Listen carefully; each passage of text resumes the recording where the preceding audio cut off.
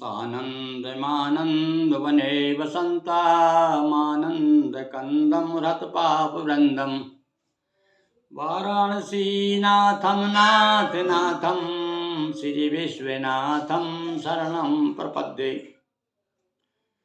भगवान शिव को प्रसन्न करने के बहुत से व्रत हैं।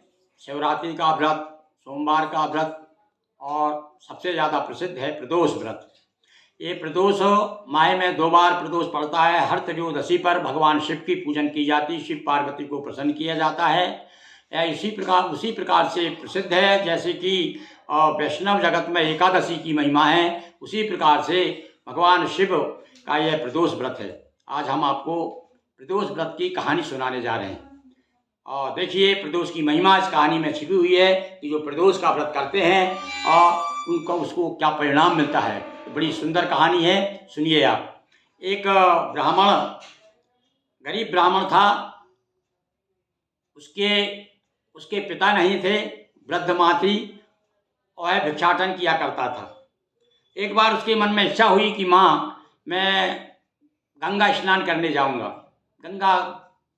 गंगा जी दूर थी उसके यहाँ से, पर माँ ने उसके लिए कुछ 1-2 दिन में पहुँच जाता होगा वहाँ पर, तो उसने माँ ने कुछ रोटी बना करके कुछ सामान रख दिया जो कि रास्ते में खा ले।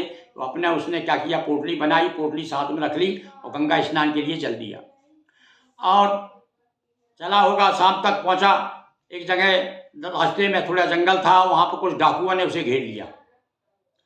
अब देखिए वहाँ क्या होता है, डाकू उसको पकड़ के और घेर लेते हैं और उसको कहते हैं, देखो सुनो, सही बताओ तुम कहाँ के रहने वाले हो और तुम्हारे पिता के पास में हमने सुना है बहुत गुप्त धन है, कहाँ रखा है उन्होंने, बताइए आप, हम जाएंगे तुम्हारे गांव और जा करके उनसे छीन लेंगे। उसने कहा भाई हम तो बहुत गरीब हैं, तुमको किसी ने गलत जानकारी दे दी है, हमारे पास कुछ भी नहीं है, बहुत गरीब हूँ, मैं तो गंगा स्नान करने जा रहा हूँ। अच्छा बताओ इस पोटली में क्या है तुम्हारे। बोले कुछ नहीं है, मेरी माँ ने कुछ भोजन की सामग्री रख दी है, कुछ रोटियां हैं इसमें। अरे तो उसने खोल खाल के देखा, एक डाकू, अरे बोले तो बहुत गरीब आदमी है और इसकी रोटी भी ढंग की नहीं है, इसका कोई शाम भोजन से ही मालूम पड़ जाता है कि किस घर से आया है, चलो तो अपना और कहीं देखेंगे। और उसको इस प्रकार से छोड़ दिया। इसने फिर पोटली वोटली बांधी और फिर गंगा मैया का ध्यान करके और फिर आगे चल दिया। शाम को एक गांव के पास में पहुंचा, वहाँ एक बरगद का पेड़ था, उसके नीचे थोड़ा थक गया था तो आराम करने लगा। अब उसी समय क्या हुआ कि वो डाकुओं को ढूंढने के लिए और कुछ सिपाही राजा ने भेजे कि जाओ, पता चला है कुछ डाकू सक्रिय है हमारे राज्य में। तो ढूंढते यहाँ आए और ये सो रहा था, तो अच्छा हट्टा कट्टा था, तो इसको देखकर समझा रहे ये तो चोर है, थोड़ा धुंधलका हो गया था, भी पहचान नहीं पाया उनका, ये डाकू चोर है। उसको पकड़ करके राजा के सामने खड़ा कर दिया। राजा ने भी बिना सोचे विचारे उसको चोर मान करके और जेल में डाल दिया। इस प्रकार से वो तो उधर जेल में चला गया। अब इधर जब दूसरे दिन लौट के नहीं आया वो, माँ बड़ी चिंतित हो गई, अरे मेरा बेटा गंगा स्नान करने गया था, कहा था मैं जल्दी आ जाऊंगा, क्यों नहीं आया।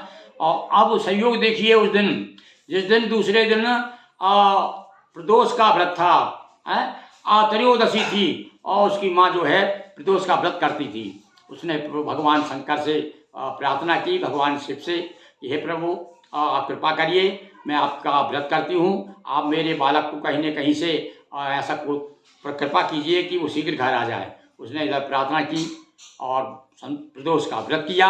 भगवान तो बड़े भोले भाले हैं, आशुतोष हैं, प्रदोष के व्रत से बड़े प्रसन्न हो गए।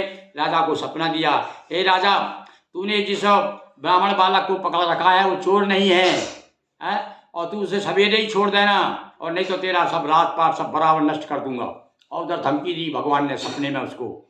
सवेरे उठ करके उसने सबको सपना सुनाया कि भाई ऐसा मुझे सपना आया है, कौन सा ब्राह्मण का लड़का जिसे हमने चोर मान लिया है उसे लेकर के आओ। उसे फिर भैया लाया गया और बड़ा सम्मान किया राजा ने उसको। भी चोर नहीं हो, भगवान का आदेश हो गया है सपने में, तुमको आप आदर के साथ आप अपने घर जाइए। और उसको उसके माता पिता को बुलाया, उसने सब बताया पूरा, पे वहाँ का रहने वालों की सब चिंता मत करो, तुमको हम आदर के साथ में भेजेंगे। उसे कुछ बहुत सारा पैसा भी दिया, धन दिया उसको, और माता पिता को बुला करके, अब माता पिता को जब बुलाया तो वो घबरा गए, भैया राजा के यहाँ से, थाने से, राजा के यहाँ से कोई खबर आती है, लोग वैसे घबरा जाते, क्या बात हमें क्यों बुलाया है। पर जब पहुंचा तब उन राजा ने बताया कि तुम चिंता मत करो, कि भगवान के आदेश से भगवान शिव की कृपा है तुम लोगों के ऊपर, क्या तुम प्रदोष का व्रत करते हो? तो उन्होंने बताया कि हाँ, हम प्रदोष का व्रत करते हैं। तो बड़े आदर के साथ में, माता पिता के साथ में, और उसके बाद इतना प्रसन्न हुआ राजा कि उसे 5 गांव दे दिए। अब तो वो 5 गांव का मालगुजार हो गया, कहाँ भीख मांग करके अपनी गुजर करता था। तो ऐसे भगवान तो भैया बड़े ओढ़रदानी हैं, जब कृपा करते हैं तो कहते हैं ना कि वो देते छप्पर फाड़ के देते हैं। अब तो उसकी सारी गरीबी दूर हो गई, अब वो बड़ा सुखी जीवन व्यतीत करके भगवान शिव का हर प्रदोष पर भगवान शिव की पूजन करके अंत में जो है भगवान शिव के धाम को गया।